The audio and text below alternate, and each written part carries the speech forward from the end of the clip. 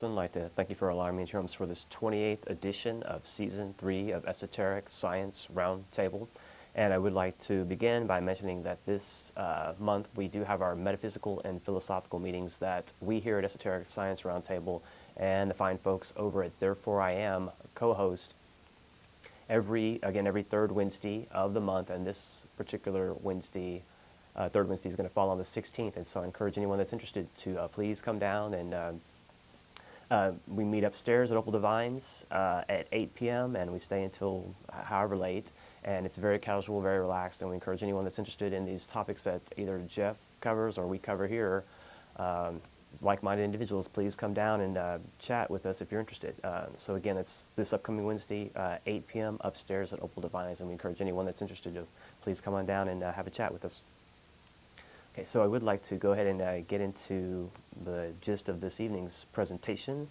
And today I would like to discuss the topic light. And the term light obviously is going to have different connotations or different meanings depending on what philosophy, I guess, or what discipline you belong to, and just your general understanding of that term, because it has, again, many different, has myriad different definitions and interpretations. And so I want to try to clarify a bit, mostly from the esoteric or metaphysical angle, and try to kind of flesh out a bit some concepts about that idea, that term, and to again give it more of a concrete presentation, and so that people can have a better grasp of what's being discussed when that term is used. Again, largely in metaphysical terminology and what have you, and in those in the context of that kind of presentation. And so I want to start by mentioning that I'd had this show planned for several days already, and a friend of mine happened to call me today around noon, and he was asking if I happened to be watching the funeral for Ronald Reagan, and I told him no, I wasn't. And he's like, well, the senior Bush, he keeps talking about children of light and points of light and all these things, and certainly some might be familiar with 1,000 points of light that was discussed and popularized at least more recently anyway, through the senior Bush, and that idea, or perhaps his interpretation of what light may be. And I'm not 100% certain, but I would say that, again, anytime you're trying to bring a term out, you have to take it in context, certainly, and you have to understand the intent, or try to discern or determine the intent of the person that's using the terminology, and understand the semantics, the wordplay angle that that person is trying to come from. And so I wanted to kind of bring that point up that, again, light can take on different interpretations in different people's perception. And so the concept of my friend calling me to speak to me about light, as I was already planning to do a show on light, that embodies the esoteric or the metaphysical connotation I'm trying to relay. The magnetic link that just somehow worked itself out, that the so-called coincidences or the synchronicities, again, I don't believe in coincidence, but the synchronicities of that kind of a little, again, a simple analogy or simple anecdotal example, but nonetheless that idea of light is more so demonstrated along the lines of what I want to talk about by that simple example of linking up, having a magnetic rapport with an individual or a group of individuals in which things like that crop up, and you'll get the call out of the blue, and it just happens to tie in with something. I had just finished writing my show maybe an hour before the guy called me, so it's just, again, these timely things that make you really consider the larger connectivity of all things, and light is a key component of that connection. And so to begin with, I guess we could get into the idea of physical light, the physical plane light that we acknowledge when we look at the light bulb, or the phenomena that light creates, that scientists and these kind of observations can bring elucidation to. And so considering physical light, it is an item in science that contemporary science considers reducible, and that's essentially means that they can reduce light back to magnetism. But there's a further, fuller spectrum, depending on the vibrational rate of this substance. You're going to get a differentiation of that light or magnetism or whatever you want to term it. And so if we want to consider the gradations, how it would originate at its lower vibration as just magnetism, simple magnetism that we can demonstrate, where how positive and negative connect and snap to, and they're attracted to each other, naturally occurring magnetism and things along those lines that demonstrate that condition. And then there is light, and so magnetism stepped up or at a higher vibrational rate becomes light, and that's visible light, the visible light spectrum that we work with and are cognizant of in our waking day affairs.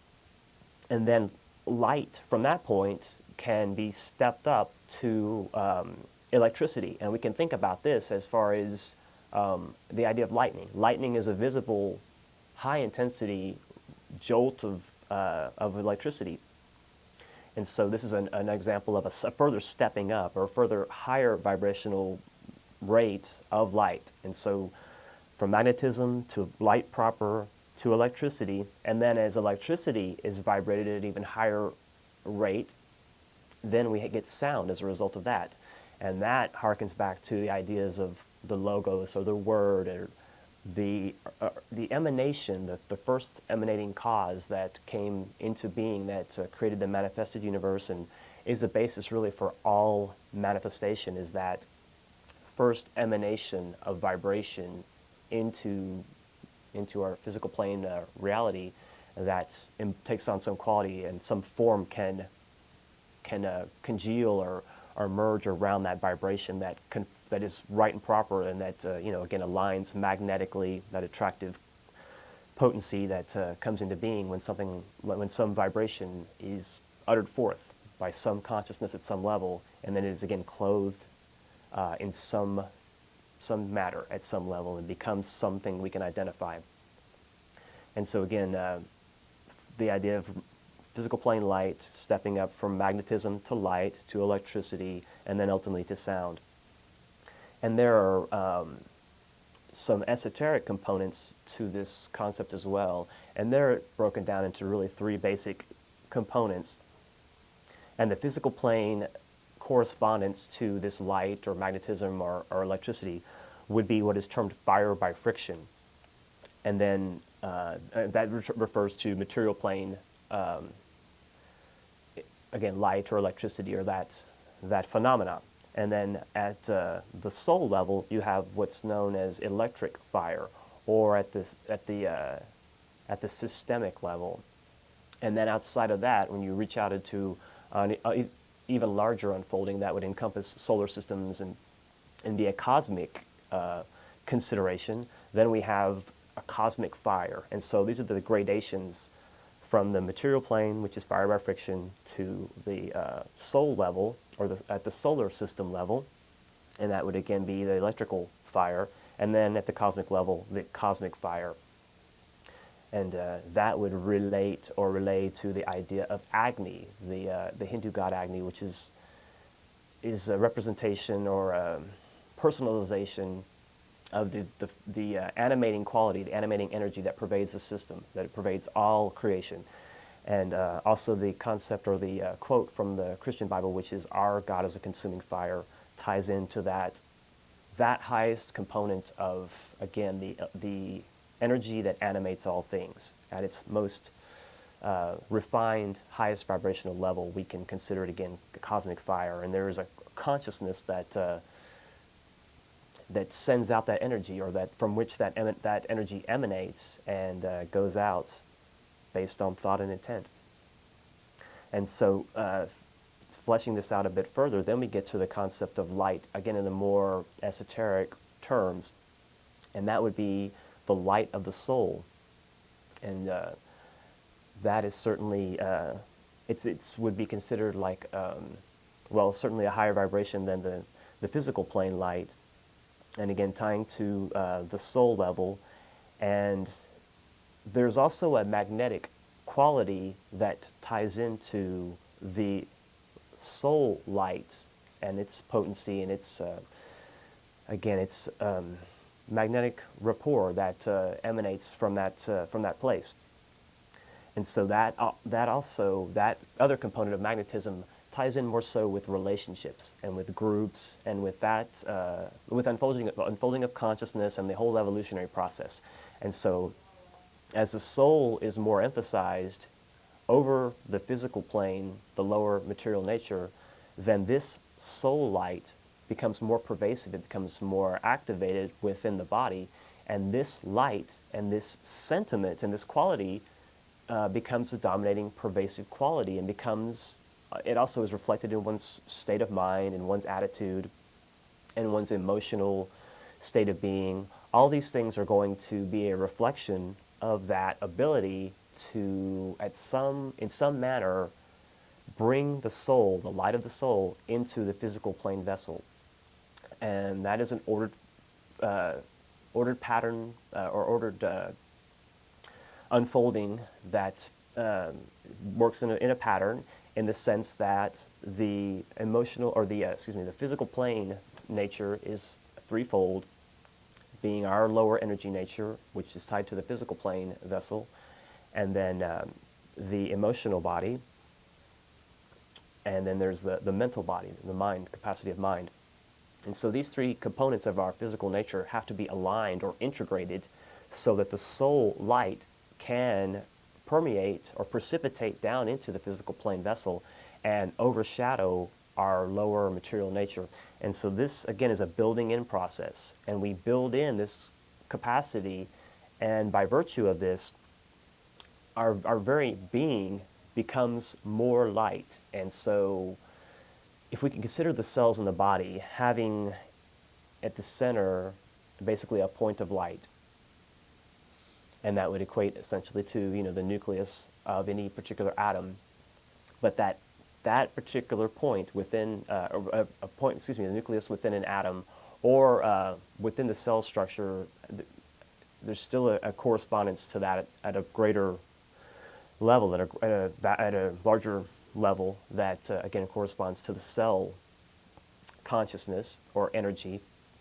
And again, there's a point of light, if you want to use those terms, that invigorates and animates and vivifies these bodies. And so this is, again, going to, times however many cells we have in the body, we're going to see this this light component, or this light capacity, being exponentially and incrementally cropping according to the number of cells we have in the body, and according to the capacity to take in this quality of light, so-called. And so our physical nature is going to reflect that capacity and that quality. And so the more we're able to align our physical vehicle, align the physical, emotional, and mental nature, so that we can be a more ready vessel for the soul light to permeate, then again, our physical vessel is going to demonstrate accordingly. And so the amount of light in our physical vessel is going to correspond to the relation to the soul. And sometimes, in some instances, this has a weight relation, in that the physical body loses weight, but that's not the case in every instance. And so I can't say that's a hard and fast rule across the board, because there are certain people that exude great soul quality but are not rail thin, kind of like myself. So that's just one example, but it doesn't fit across the board in every instance. But it could be a potential side effect, so to speak. And so also in this lightening, if you will, as we make ourselves more light, there are many stories or accounts of the saints, those that became saints in the Christian church, people finding them levitating. And this obviously is going to be speculative to many, but there's a scientific capacity to this. There's a scientific component to this, in that as one is able to make the soul nature the, again, overwhelming, dominant, directing energy and force in one's life, then the physical vessel will be lighter as a result. And this is where these ideas or these stories of levitation come in. And again, this is a component, and I'm confident science will demonstrate this to the satisfaction of even the most skeptical in the future, but perhaps in the next 20 years or so. So that really remains to be demonstrated to everyone's satisfaction. But still, nonetheless, this phenomenon has a cause, and this is the cause, and it is that the people are in these states of ecstasy, so-called, that they are able to transcend the limitations of the physical vessel. They lift themselves up because their consciousness is being compelled to rise away from this material nature. And so we see the resultant activity, the body raises. And we have examples of this, many examples of this that have been given, cataloged throughout history. Again, as to whether or not we choose to believe them or not, that's going to be up to each individual person. Then we also have the concept of some of the world saviors that have declared, "I am the light of the world."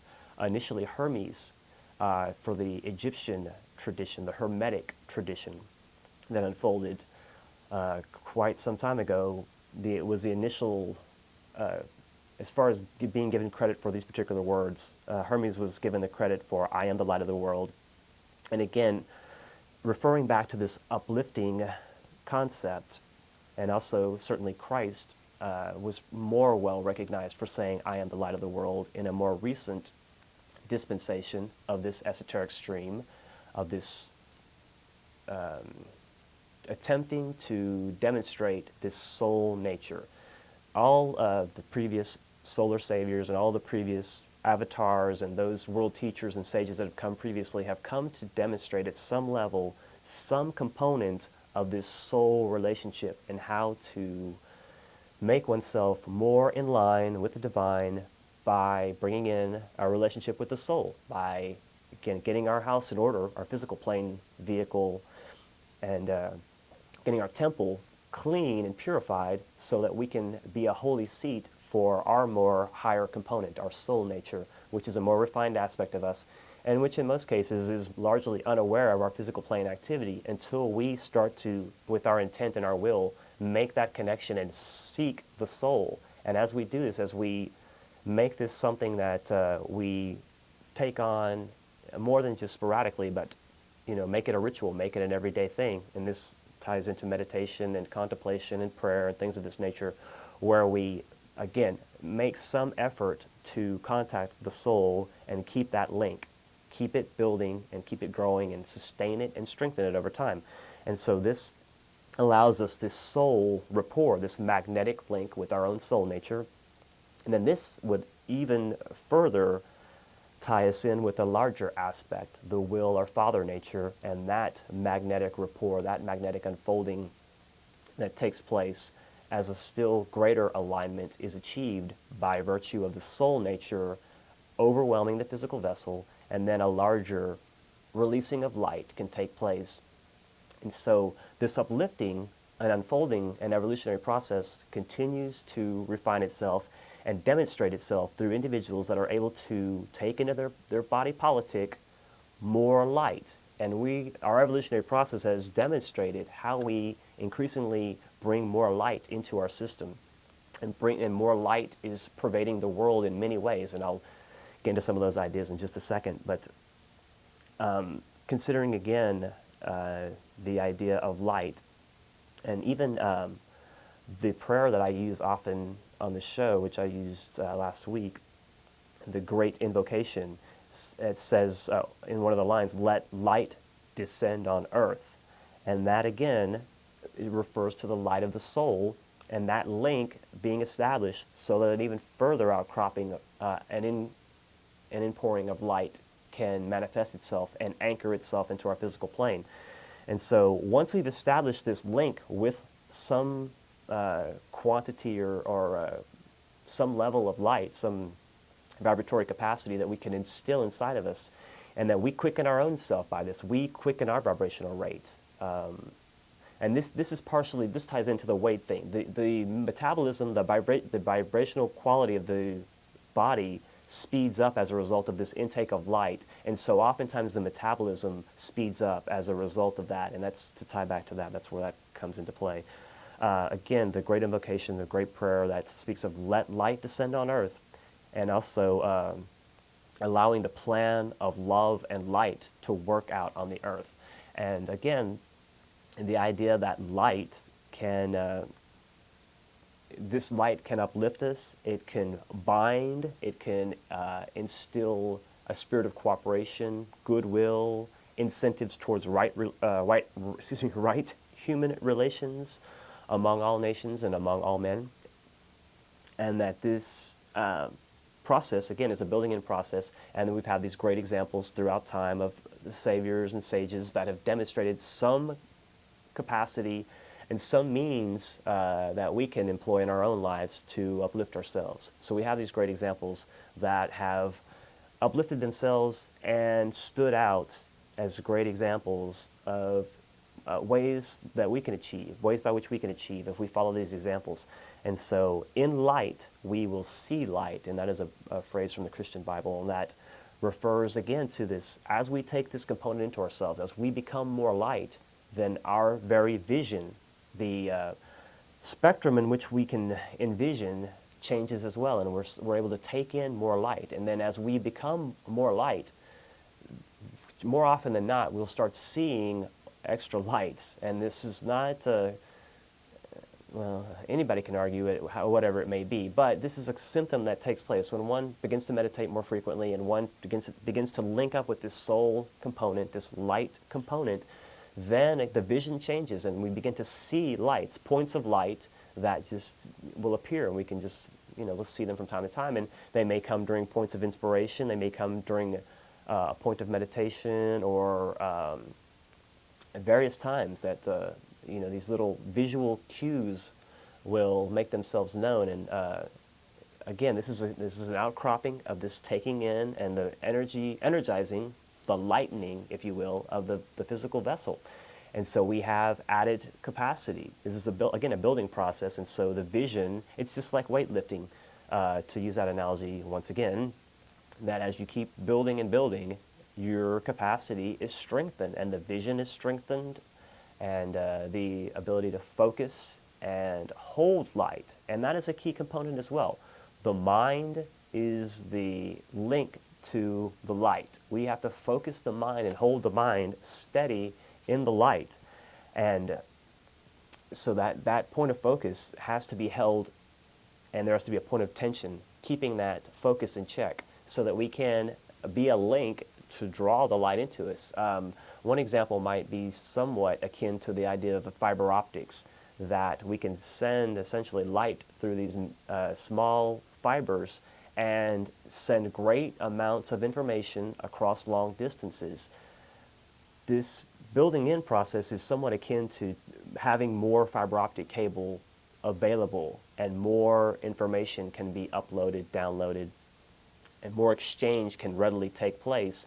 And again, the capacity to tap into uncharted realms becomes more available to the person that's able to take this light component or capacity into oneself and accentuate that ability to maintain that focus and stay in the light, so-called, and maintain that point of focus and that outlook that comes from that staying in the light, so-called, and being centered with this soul nature very much at the forefront of one's consciousness. And so again, adding on to the light of the soul, once this process becomes more refined and this building continues, and then at some point we take in the light of the spiritual triad. We take in the highest aspect of the Father, Son, and the Holy Spirit that represents the initial manifestation from the unmanifest cause, which essentially means that at some point God, there's a place where you can no longer gauge God. It's unmanifest, and even the highest, most refined being or perceiver in manifestation can't sense God because he is non-existent to our understanding and all senses past a certain point. And so once that point is broken and the intent from the mind of God at the highest levels breaks into manifestation, then we have the Father and the Son and the Holy Spirit aspect, and that is a first representation of manifestation, or the first point where things start taking on a physical nature, our body, although far refined from our physical nature. Something that, again, our physical sight wouldn't ordinarily perceive unless we had been able to build it up through these processes over some time. And so, again, adding onto the light of the soul, the spiritual triad, which, again, would reflect in the Father, Son, and the Holy Spirit aspect, or we can also term it will, love, and abstract mind, which correspond to these three high components in our physical, outside of our physical nature, but yet tied to our physical nature. The three low components of the physical vessel are physical / etheric, our emotional / astral nature, and then our mental or mind capacity demonstrates itself through our physical vehicle, but it also has a higher correspondence in a more refined aspect of ourselves that is above our soul nature. And so our soul connects the lower three to a higher component of the three, which is a reflection of the Father, the Son, and the Holy Ghost aspect, or is also known as will, love, and abstract mind. And so the soul binds and ties our lower nature to that spiritual triad and draws that energy in as much as it can, but we can only perceive with our human capacity, even as we refine and evolve, certain aspects of the will nature. And so we can only be overshadowed by that high vibrational component to a certain degree, as much as our mind and as much as our intake of light will allow.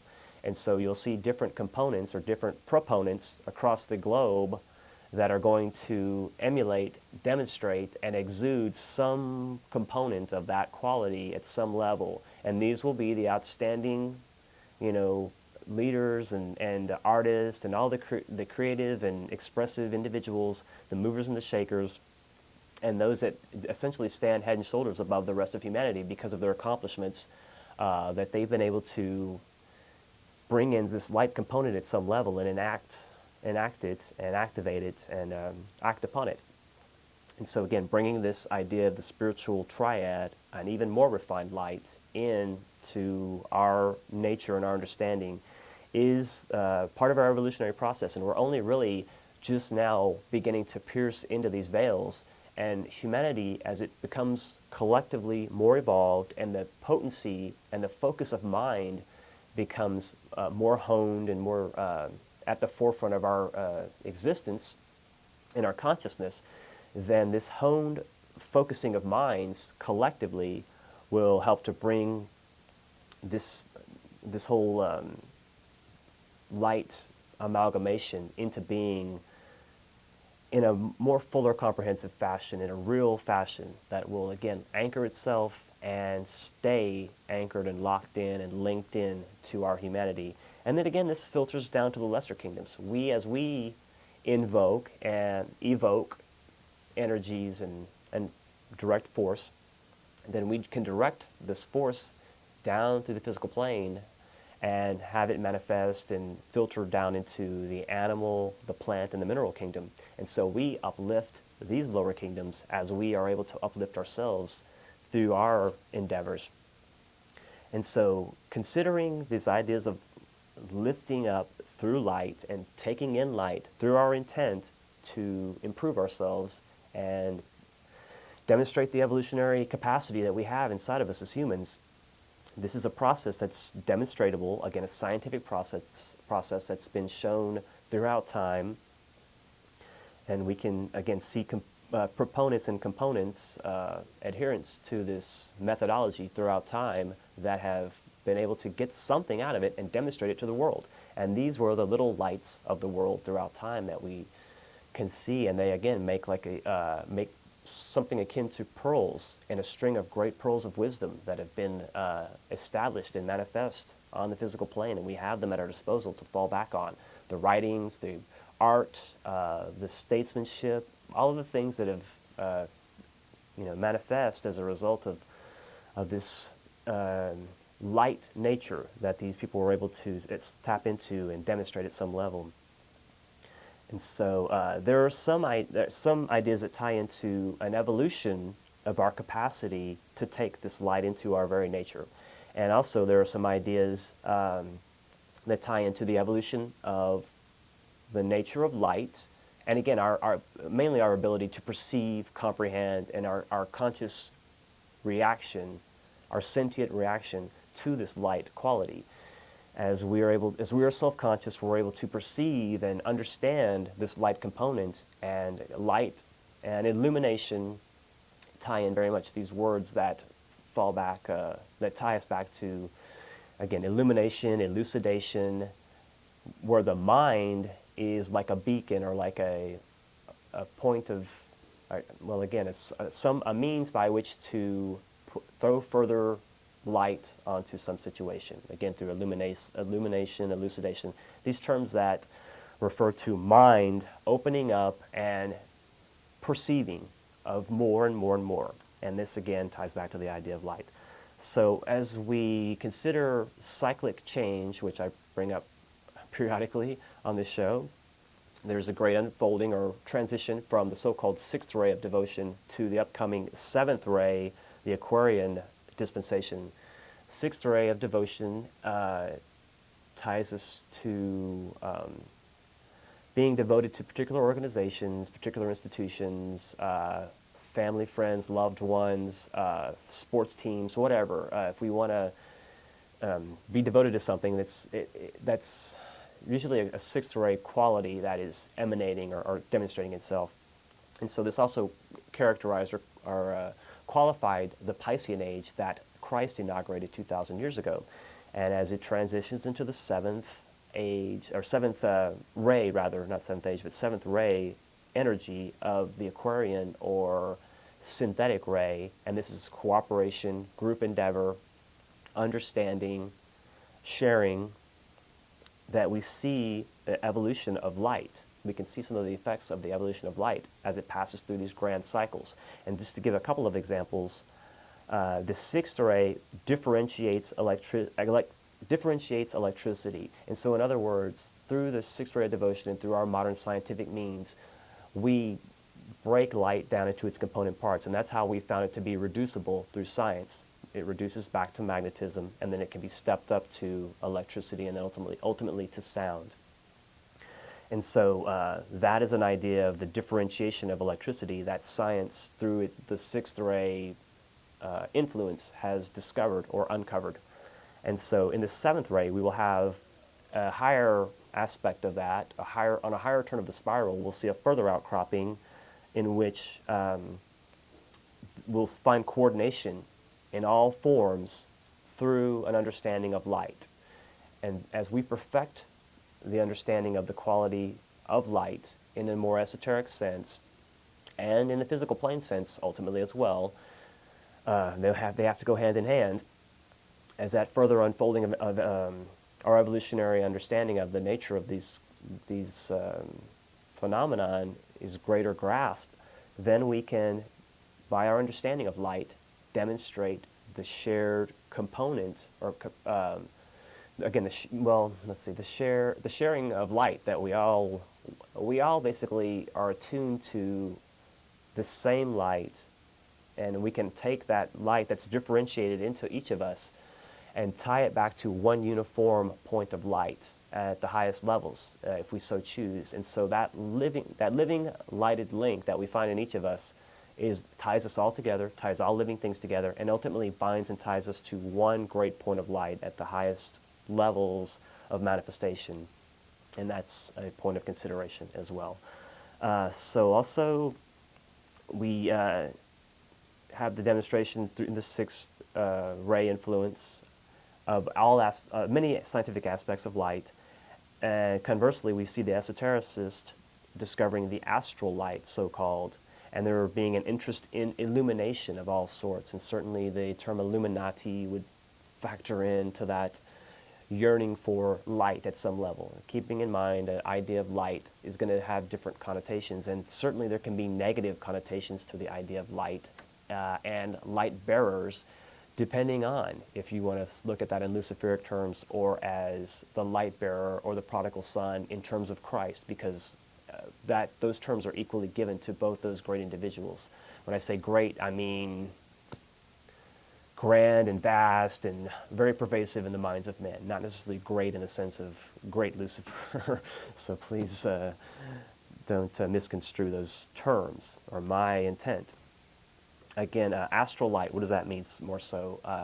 The astral light is a lower component of the emotional plane nature, the astral nature, our desire nature, and it ties into our more material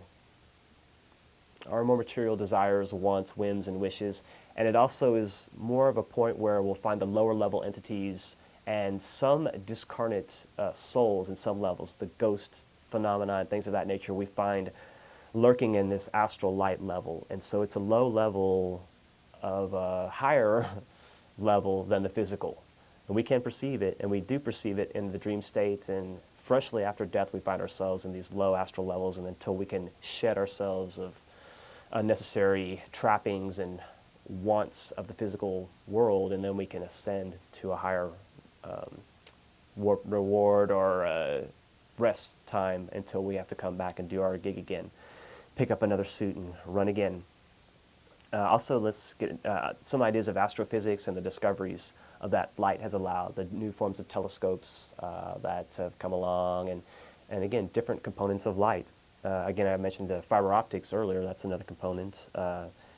And then in the future, we're going to have illumination and synthesis through the understanding of light. That component will be more demonstrated and more accentuated in the future. We'll find people, again, more concerned with bringing light to dark places and trying to bring understanding to things that were ill-conceived or misunderstood or completely covered up. This is a good time for things to be more, discoveries to come forth and things to be uncovered and exposed more so. Now I want to get into another aspect of light, and this has to do with an astrological event that took place earlier this week, and that was the planet Venus transiting across the lower portion of the sun, and that being visible from our planet, and the idea that this doesn't take place very often. The last time this took place was in 1882, and around that time a lot of things took place as far as unfolding of information, again, exposing different things, scientific discoveries, people getting into themselves more. Psychology started to become more, taking into consideration the mind, and the inner nature of man was being considered. And so these latent or inner aspects started to come out, and this Venus transit was a component of that. This was something that accentuated or exacerbated or drew out these impulses from humanity and other living entities as well, for that matter. There's a definite relation esoterically between Venus and our Earth. The Earth is considered the personality, just like we have a personality in the physical vessel, and Venus would be considered the soul nature linked to that personality. So the Earth would be the personality that we're familiar with, that we work through, but Venus would be esoterically our soul nature. And that would probably just have to be considered as a hypothesis. I don't really have any real evidence to lay out to demonstrate that. The fact of the soul is still speculation to many, most in science anyway, as far as contemporary science is concerned. So Venus is our soul nature. It has that relation to our planet, and Venus is a so-called sacred planet. It has achieved a measure of instilling light within its globe. The consciousness of that globe has instilled and anchored light to a sufficient degree that the consciousness of that globe is quite refined. It's quite high in relation to our Earth nature and the consciousness that indwells our planet. But our evolutionary process is unfolding, and our future job, I don't know if job is the right word, but what's taking place is that the consciousness that indwells our globe is going through his own lessons, and he's about to graduate, and Earth will become a sacred planet in short order. And so this is going to coincide with further cycles in the future and other exchanges of energy on a vast scale. But when these exchanges take place that happen only so often, we have to consider them astrologically, and the astronomical implications and the astrological implications and the energy, because astrology is really just a study of relationships, and that's what that is on a grand scale, is relationships between planets. They have relationships just like people have relationships with friends and family and what have you, and interactions during their endeavors and their lives. It's a higher turn of the spiral, or a higher example rather of that demonstrating. But nonetheless, so Venus transits, and again, I think we're going to see a lot of change take place. I think we're going to see, and this is just my little slant on what I perceive or visualize or however you want to term it. Within particularly the Defense Department, when you have the National Security Agency, you've got the Department of Defense, you've got Homeland Security, you've got CIA, FBI, you've got many components to our defense. And there's certainly the armed forces, and then there's the underground aspects of that, the black ops projects. And there are many, many arms to that defense apparatus. And really, this Venus transit, I think, is going to provoke and compel some of these key individuals within within all organizations, but this is the one I'm really keeping an eye on as of late, and the energy I really see unfolding through this event, that there are going to be key individuals that are just going to opt out. And if you consider this Defense Department and it's our war machine, our terror machine, our psychological terror machine, as a pyramidal structure, you have to have it intact to function properly, and from the top to send down to the base, and for the activity to filter out on the physical plane. But if the key components in important positions are missing, they opt out in certain key places, then the whole pyramidal structure will collapse, because the key support was lost. Because if these individuals opt out, and that's the term I want to use, I think they're going to opt out of participation in a lot of these dastardly deeds. They don't want to go along with a lot of the plans. This is my perception. Again, anyway, I'm painting this visualization picture that I've been working with for about a week now since this Venus transit situation took place. And this is what I am intuiting or perceiving, is that I see these components opting out. And so this would certainly be a big prevention, or would help to stave off any kind of a massive attack that would perhaps be a larger scale outcropping of a 911 kind of intent. And so my concern for any kind of real, urgent, impending event of a large scale in the States or elsewhere for that matter, I'm not really thinking that's going to take place in the near term. There's been some talk about that, and I've given it some consideration as well, but I think that there are enough circumstances and enough intent in line with the people that are against this war machine that are going to allow the proper people to opt out gracefully, hopefully with no real, with not having to have a comeuppance or having to be any kind of a payback to them for their, whether that be whistleblowing or just retiring, whatever needs to take place for this to the proper key components to opt out. And that's just kind of my intuitive visualization that I would ask people to consider a bit, and kind of flesh that out and feel that out in your own hearts and your own minds, and see if that doesn't ring, at some sympathetic level with your own ideas. And if that's something that you can perceive of, or maybe you've already considered that as being possible as of late, then maybe we can continue to add that energy to allow these key people, whoever they may be, to again opt out gracefully, without having there being any kind of hell to pay. So let's hope that can be done in that manner. The next time we're going to have a Venus transit is a very interesting and opportune time as well, and I think this is a very important point to bring up in light of this larger cyclic unfolding, and that will be June 12th, 2012, and certainly many are aware of the year 2012 as being a benchmark year, because in December 2012, the Mayan calendar great cycle ends. And so this is another lesser cycle that coincides and almost culminates and ties into the ending of the transition time. And so these transits and these relationships between these globes, these spheres and these stars and asteroids, comets, things of that nature, all the celestial orbs and globes in the heavens, their relationships have implications and ties to us. And so their light, these luminous bodies in the heavens, have an effect on the light in our physical natures, and our soul natures, and our spiritual soul light.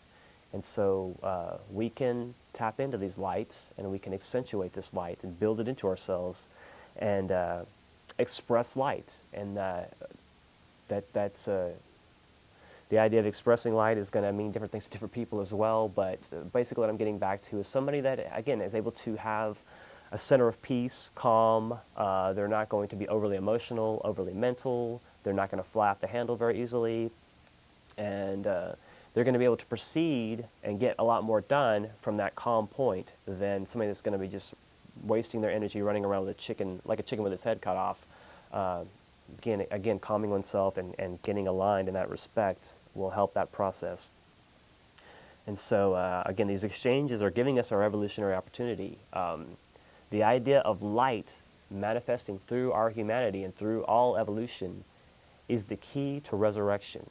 And the ideas of, if I be lifted up, will draw all men unto me, and in light you will see light, these terms, and also I and my Father, the uniting of the Christ with the will of the Father, all these are demonstrations of light in alignment and a perception and a binding to a higher, more refined vibration of that light component. And so as we can bring that higher vibration into our nature, we can express that vibrational outlook, and our actions will be quickened as a result.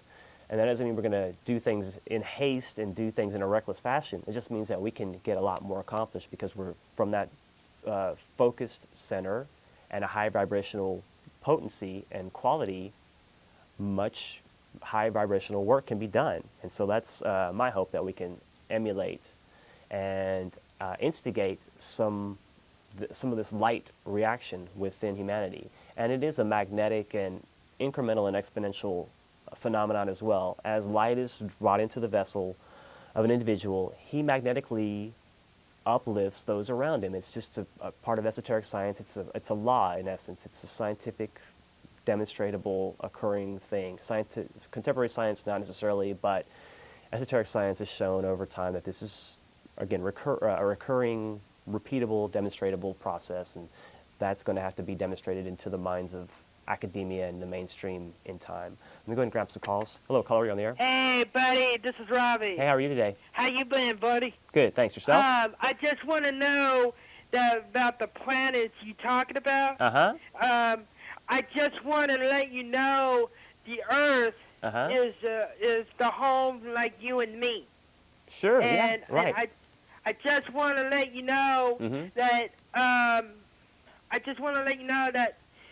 because the planet, if you want more like light, like the sun or something like that, well, God created that light. That's a good point, Robbie. I'm going to let you go on that note. And that's kind of that's really what I'm trying to say, is that light is God, and we can be more like God if we want to bring that light into us. It's really up to us. And I appreciate your wisdom, Robbie. That's a very true point. Hello, caller. You're on the air. Hello, caller. Okay. Hello, caller. You're on the air. Hi, Corey. This is Krista. Hey, how are you? Hi. I've been enjoying the show tonight. Thank you. A lot of good points brought up. And I just wanted to share a little poem I've written. That's what I do. I write poems. Sure, please, go ahead. When I get to heaven and I have my life review, all that's really going to matter is the way I treated you. Did I make you feel so very positive, good and brave and oh so strong? Or did I make you feel inferior and that you would never, ever belong? When this life on earth is over and I'm looking at all I've done, only your smile and your laughter can claim for me my place in the sun. Did I point out each little mistake you made, or did I hear and see, but instead kept my mouth closed, my heart open, and finally get some sense in my head? Because of any wondrous treasure that I might claim to be my due, the only thing that really matters is the way I treated you.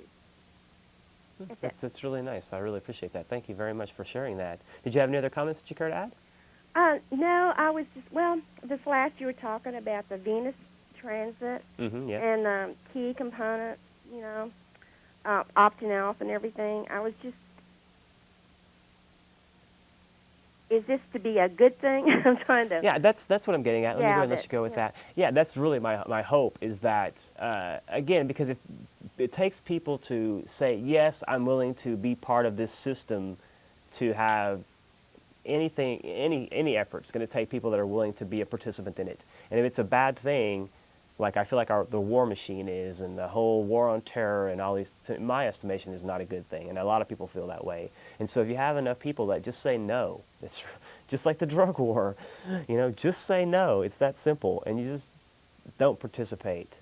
And this is, actually I want to give Gary Johnson from Smash the State some credit. He did a two-parter on the former Czech president, Václav Havel, and I'm Czech as well by ethnicity. Obviously I'm American, but I Czech blood.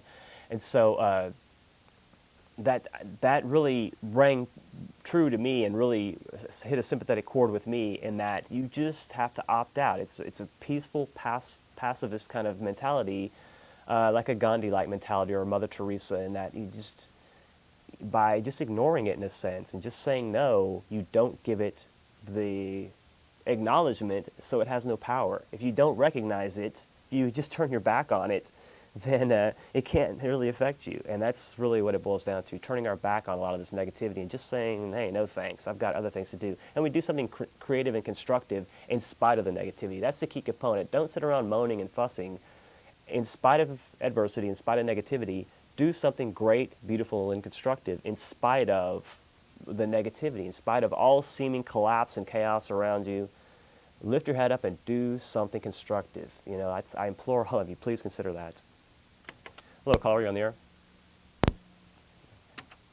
Hello, caller, you on the air? Yeah, so what are the things you're saying you can do to bring light into your body? Or what are you, like just meditation, or what are you referring to? Meditation is the best way that I'm familiar with in which to do that. There is also another way, and that is, like Mother Teresa, selfless service to humanity. If you completely give up yourself in order to help someone that's less fortunate, or whoever that you deem needs help. I know that's kind of subject to interpretation, but you know what I mean, like the poor, the destitute, AIDS victims, right. People that can't take care of themselves. If you reach out, that's why I really feel like people that work in these areas, these healthcare workers, don't get sick oftentimes, because they have that positive magnetic energy, that love energy, exuding to such a degree that it's like a antibacterial or antiviral, energy that staves off disease. And that's my firm belief, is that that's how many healthcare workers have been able to avoid their own infections and their own immune systems getting torn down, because they have that positive love outpouring. And so, yes, meditation or selfless service are the two components I would suggest. Do you have anything else to add? I guess, like healthcare workers, like, how do you mean? I mean, I think most, like the medical establishment, of course. Like somebody that's going to Africa or someplace like that, anywhere where there are just masses and large numbers, or malaria, if there was a malaria outbreak or something like that. And so you have the key people that are going to go in, that are humanitarian, that are going to try to inoculate the people or bring in sanitary conditions so that the disease can, be eradicated. I think those people have protection, in other words. You know what I mean? Kind of like a divine grace kind of thing. I'm going to let you go because I've got some other callers, but thanks for your comments. And also just, I think our sight, we can see somebody else's point of view. We can see outside of our own little area if we take in more light in this esoteric sense as well. We can see, literally, we can see more. We can see another person's point of view with fuller clarity. We can understand in a fuller sense, comprehend more. Hello, caller, you're on the air. Hello. How's it going? Just fine. Yeah, I was listening to your program there. It's very interesting. Mm-hmm. That meditation, I found out that, reading the Bible, it's a real great meditation. I mean, it doesn't mislead you into problems and stuff, and it gets you out of problems. And it's a very positive, if you follow... Well, let me say something quickly. In the Christian Bible, it says, Jesus says, he's attributed with the words, "Take my yoke.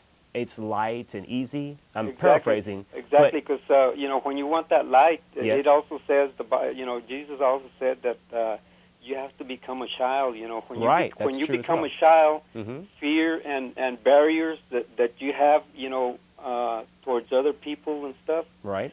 When you become a child, those barriers and fears and feeling inferior or whatever, that wipes it away from them. I agree completely. And, you will eliminate communication with those people, and you'll win them over.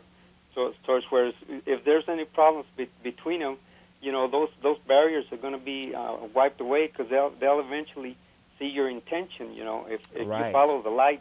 And also, too, by you just emulating that energy of Christ and taking it into yourself, it is a magnetic energy, and other people can sense it, and you will avoid trouble in that respect, too, because people, you know, you can avoid fights and conflicts and trouble if you have that peaceful energy coming out of you, that Christ energy. Exactly. If you, you know, towards, like that gentleman that called a while ago in regards to meditation, if he wants to meditate, read the Bible, you know, and read the New Testament, and that everything that you just explained right there. I mean, it'll just give you a boost beyond compare. You know, you'll see the difference immediately. I would also say one last thing. The compassion that's in them, in those books, you know, from in the New Testament on, it'll be a positive turning point and a positive meditation towards you. And if you accept them, it's gonna work towards you. And if you're gonna be rebellious against it, you know, the teachings, of course, they're not gonna work for you. So it's like a road, you know, that you follow, and the compassion between those readings. If you follow them, it'll work in you, and it'll glow in you. You know, that light that you're talking about. Yes. It'll be in you. I agree very much. Thank you very much for all of your wisdom and your nice words. I really appreciate that. Thank you so much for taking the time to view. I agree wholeheartedly. You've touched upon some very important key components. And also, there are different levels of understanding to the Bible. So just the surface words, if you read them over, may not mean much. But if you really take them in, and as the gentleman was saying, meditate and take them into yourselves, the inner meaning of those words will become apparent to you, and they will take on vast significance, grand significance, more so than just this glazing over the written words. There's real life in those words if you can just extract it, and meditating on those words is a wonderful suggestion, so thank you very much for suggesting that. Hello, caller, you're on the air. Mo's a gutless turd. Get your own. All right. Hello, caller, you're on the air. Don't get sick oftentimes because they have that positive magnetic energy, that love energy, exuding to such a degree that it's like a, you know, antibacterial or antiviral. Trippy, that was cool. That was interesting. That was all right. Thanks for that. Taking the time and trouble. We're going through a little trouble there. Cool. All right. Let me just tie all this together again real quick. Again, the ideas of light and taking light into ourselves and exuding that quality. It'll be apparent. The people that have that component in themselves, you can see. Don't forget the metaphysical meetings that we have this upcoming next Wednesday, which is the 16th, upstairs at Opal's, 8 p.m. Let's see. Don't forget to check out Chris Athanas, Reality Expander, Thursdays, 10 p.m., Channel 16. Therefore I Am, Jeff Contreras. Tuesdays, 10 p.m., Channel 16. And I want to thank my producer, Chris, for commanding the helm of the Starship Esoterica. And I would just like to encourage folks, again, these ideas of light, you know, taking in light into your being. The idea that, we can take in light and we can be that example. We can be that shining example, as the gentleman was saying. We can glow in that sense. And those that glow are apparent to humanity. They're the ones that are trying to help out more so up to their level of capacity. Thanks, Austin. Take care. Have a nice evening.